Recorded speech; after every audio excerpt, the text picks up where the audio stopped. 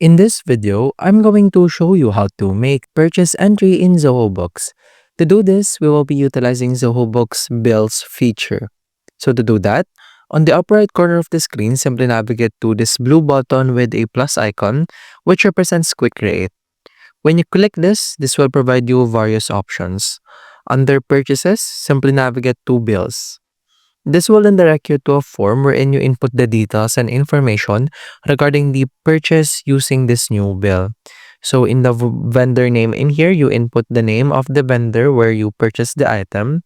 You input in here the bill number, the order number in here, the bill date, the due date as well. And in the item table, you will input in here the items that you purchased for the purchase entry. After providing the necessary information and details in here, simply click Save as Draft or Save as Open. Let's say Save as Open. And now we have successfully created a bill, which means that we have now successfully created a purchase entry. And that's about it. That's how to make purchase entry in Zoho Books. If you have any questions, please let me know down in the comments below, and I'll do my best to help you out.